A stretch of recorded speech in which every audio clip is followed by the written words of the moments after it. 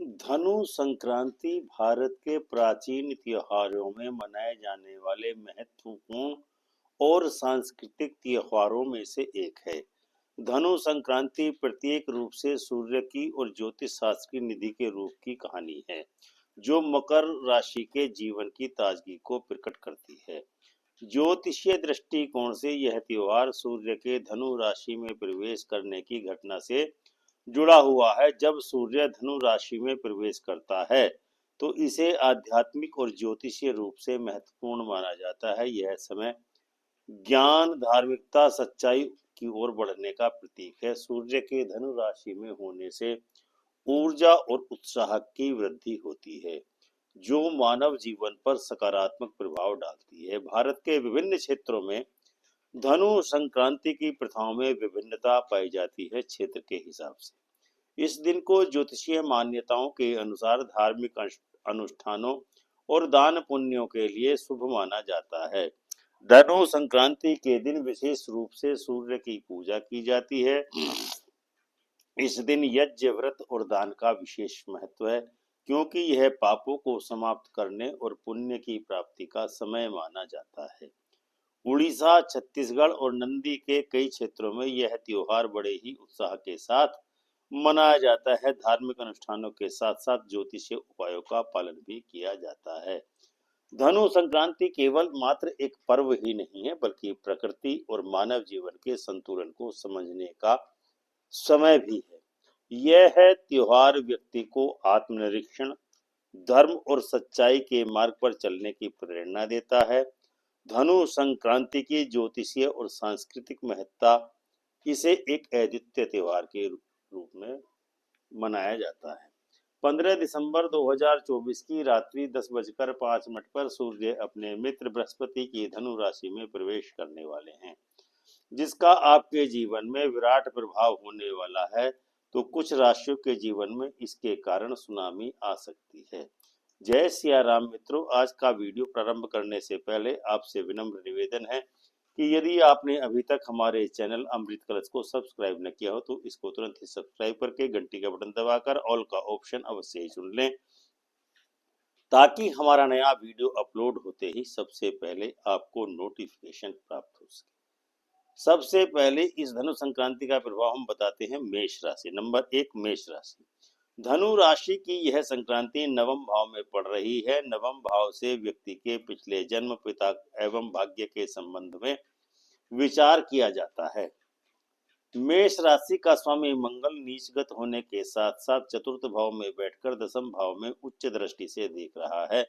अतएव मेष राशि वाले जातकों को सरकारी कार्यालयों अथवा सरकार से निश्चय ही इस धनु संक्रांति माह में प्रबल लाभ होने के संकेत दिख रहे हैं।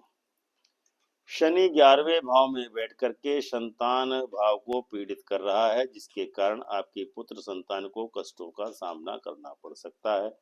योग प्राणायाम में आप इस माह अवश्य ही रुचि लेने वाले हैं। इसके अलावा नीच मंगल शनि को पीड़ित कर रहा है, इसके कारण से आपको नौकरी में प्रमोशन अथवा व्यापार में प्रबल लाभ के योग बन रहे हैं। धर्म कर्म में रुचि बढ़ेगी। शरीर में ओज एवं स्फूर्ति का संचार होगा। पैतृक संपत्ति तथा पिता के संबंधों से आपको लाभ अवश्य ही मिलने वाला है। गले में तांबे का सूर्य पहनेंगे तो निश्चय ही अनुकूलता मिलेगी।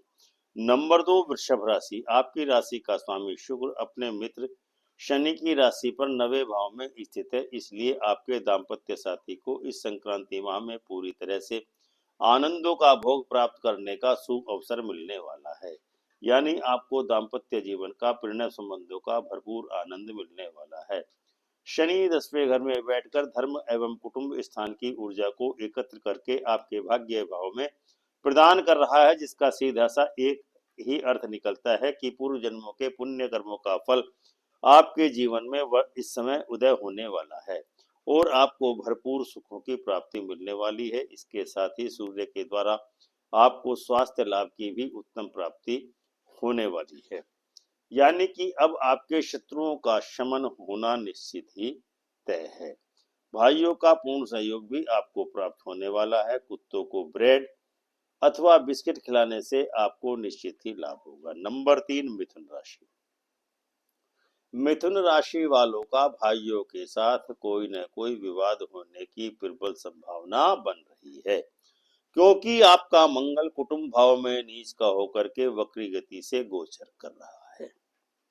इसीलिए मंगल की शांति के लिए आपको नीम के पेड़ की सेवा करना अत्यंत ही श्रेष्ठ रहेगा। नीम की दातून करेंगे तो भी लाभ होगा। धनु संक्रांति के कारण आपके सप्तम भाव में सूर्य इस बात का प्रमाण है कि आपके दाम्पत्य साथी का स्वास्थ्य भी अत्यंत ही प्रतिकूलताओं का सामना करने वाला है। आपको जीवन में सफलताएं तो अवश्य ही मिलेंगी, किंतु उनकी प्राप्ति में अनावश्यक ही विलंब होने की संभावना से इनकार नहीं किया जा सकता है।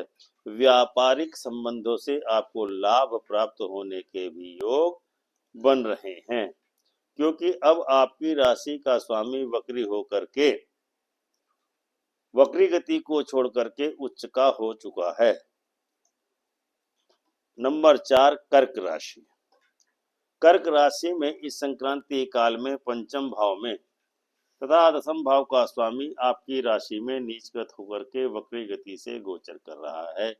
इसीलिए आपको संतान की तरफ से यदि कुछ प्रतिकूलता मिलती है तो साथ में राज्य पक्ष अथवा कर्म भाव से भी निश्चित ही कमजोरी आने वाली है। एकादश भाव में देवगुरु बृहस्पति का गोचर इस बात का प्रमाण है कि आपको आपके संचित कर्मों या डीड्स का फल आप अचानक से प्राप्त होने वाला है। पैरों में अचानक से कुछ कमजोरी आना स्वाभाविक है। शत्रुओं का नाश होगा। कन्या संतान से उत्तम लाभ प्राप्ति के योग बन रहे हैं। माता को स्वास्थ्य कष्ट होने से आप कदापि विचलित हो सकते हैं। चांदी की चैन गले में धारण कीजिए, आपको लाभ मिलेगा। सिंह राशि का स्वामी सूर्य इस समय धनु संक्रांति के अवसर पर, जबकि यह संक्रांति घटित होगी, उस समय आपके द्वादश भाव में नीचस्थ मंगल वक्री गति से गोचर कर रहा है। मंगल आपका सुखेश और भाग्येश है, अतः आपको भाग्य एवं सुख के क्षेत्र में निश्चित ही प्रतिकूलताओं का सामना करना पड़ सकता है। चौथे भाव में बुध का गोचर आपको व्यापारिक क्षेत्रों में उत्तम सफलता मिलने के संकेत दे रहा है, किंतु केतु आपके धन, कुटुंब और धन स्थान में बैठा है, जिसके कारण आपको संतान से लाभ प्राप्त होने के अवसर जीवन में आने वाले हैं। सप्तम भाव में शनि का गोचर इस बात का संकेत है कि आपके दाम्पत्य एवं प्रणय संबंधों में निश्चित ही प्रगाढ़ता के अवसर प्राप्त होने वाले हैं। फिटकरी से दांत साफ कीजिए, लाभ होगा। नंबर 6, कन्या राशि। कन्या राशि वालों के लिए आर्थिक स्थिति की किसी भी तरह से इस संक्रांति मास में उत्तम नहीं कही जा सकती है। मानसिक रूप से परेशान होने के कारण आप चिड़चिड़े हो सकते हैं तथा हर समय दिमाग में अस्थिरता, असंतोष एवं घुमड़न सी बनी रहेगी। कभी कभी ऐसा भी हो सकता है कि आपके जीवन में अप्रसन्नता घर कर लेगी, जिसके कारण आपका व्यक्तित्व स्वार्थी हो सकता है। मात्र इसी कारण और स्वार्थी पने के कारण या अपने के कारण आप अपने मित्रों का सहयोग भी पूरे रूप में प्राप्त नहीं कर पाएंगे एवं किंतु गायन एवं वादन में आपकी रुचि अवश्य ही जागृत होने वाली है। राजनीतिक जीवन में बाधाओं का सामना करना पड़ सकता है। मसूर की लाल वाली दाल 200 ग्राम की मात्रा में स्वीपर को दान करें, लाभ होगा। नंबर 7, तुला राशि। संक्रांति काल में सूर्य आपके तीसरे भाव में प्रवेश कर रहा है, जो कि आगत 14 जनवरी तक आपके तीसरे भाव में ही रहने वाला है। इसीलिए इस एक माह के दरमियान आपके हौसले बहुत ही ज्यादा बढ़े चढ़े रहने वाले हैं। इसलिए इस एक माह के दरमियान आपके हौसले के कारण आपको कोई भी झुकाने में कामयाब नहीं हो पाएगा, जिसको दूसरे शब्दों में इस प्रकार भी कहा जा सकता है कि सफलताओं की सीढ़ियां सत्य रूप से अपनी शर्तों पर ही आप चढ़ते चले जाएंगे। शत्रुओं से खिलवाड़ करने में आप आनंद की अनुभूति लेते हैं। यदि आप राजनीति में अपना भाग्य आजमाएंगे तो आपको निश्चित ही सफल एवं लाभ प्राप्त होने के योग बन रहे हैं। इसमें 1 माह की अवधि में आपको भाइयों से कोई लाभ प्राप्त नहीं होगा। मंगल का उपाय करें, लाभ होगा। नंबर 8 वृश्चिक राशि। धन, परिवार, कुटुंब एवं द्रव्य के संबंध में वृश्चिक राशि वालों को विशेष चिंताओं का सामना इस संक्रांति मास में करना पड़ेगा। यानी आपकी आर्थिक स्थिति इस संक्रांति माह में निश्चित ही दयनीय रहने वाली है। एक मद का खर्चा पूरा नहीं कर पाएंगे और खर्चे का दूसरा मद आपके सामने अकस्माती उपस्थित हो जाएगा। पैतृक संपत्ति के बारे में भी आपको परेशानियों का सामना करना पड़ सकता है अथवा पैतृक धन मिलने में अनावश्यक विलंब हो सकता है। फिर माह के प्रथम अर्धांश की अपेक्षा द्वितीय अर्धांश ज्यादा आपके लिए उचित रहेगा। सर्जरी इत्यादि होने का भी योग इस माह में बन रहा है। व्यापारिक कार्यों से आपको लाभ होने का प्रबल योग है। नंबर 9 धनु राशि। धनु राशि वालों के लिए लग्न में धनु राशि का घटित होना इस तथ्य की ओर इशारा कर रहा है कि जातक इस संक्रांति माह में पूरी ईमानदारी का व्यवहार करने वाला है, यानी कि आचरण करने वाला है और अपनी ईमानदारी से एक समाज में एक मापदंड स्थापित करेगा। मगर साथ ही साथ जातक तुनक मिजाजी का भी परिचय देने वाला होगा। स्वास्थ्य की दृष्टि से धनु राशि वालों के लिए यह संक्रांति माह निश्चित ही उत्तम कहा जा सकता है। आपके जीवन में एक निश्चित शांति आने वाली है, जिसके द्वारा आपको स्थानीय प्रशासन के कार्यों में अनायासी रुचि जागृत होगी। ऐसे कार्यों में आप निश्चित ही बढ़ चढ़ करके हिस्सा लेने का प्रयास करेंगे। नंबर 10 मकर राशि। मकर राशि वालों को इस संक्रांति के कारण निश्चित रूप से जीवन में अनेक प्रकार की परेशानियों का सामना करना पड़ सकता है। संक्रांति मास के प्रारंभ में एक न एक परेशानी जातक के सामने मुंह बाए खड़ी ही रहेगी। अपने परिवार से जातक को कोई विशेष लाभ प्राप्त नहीं होगा और न ही जातक से परिवार को कोई सहयोग दिया जा सकेगा। यदि आप नौकरी करते हैं तो उसमें अनेक प्रकार के उतार चढ़ाव आपको देखने को मिल सकते हैं। नौकरी में आपका निलंबन तक भी होना संभव है, जिसके कारण आपके जीवन में उत्थान और पतन दोनों ही संभव है। लेकिन दूरदर्शी होने के कारण लंबे समय में आपको लाभ निश्चित रूप से होगा। दूसरे भाव में शनि की उपस्थिति इस तथ्य की ओर इशारा कर रही है कि आपके धन भाव में अब स्थायित्व आने की संभावनाएं बलवती होती चली जा रही हैं। नंबर 11 कुंभ राशि। धनु संक्रांति के परिणाम स्वरूप कुंभ राशि वालों की वैचारिक शक्ति में जिद्दीपन और अड़ियल स्वभाव के चलते आप एक बार जो भी मन में धारण कर लेंगे उसे पूरा करके ही छोड़ेंगे। अपने विचारों को मूर्त रूप देने में आप अपना पूरा सहयोग सार्थक प्रयास करेंगे। आर्थिक इस दृष्टि से इस माह में आप पर्याप्त सुदृढ़ रहने वाले हैं, जिसके कारण आपके परिवार में समरसता बने रहने के पूर्ण योग बन रहे हैं।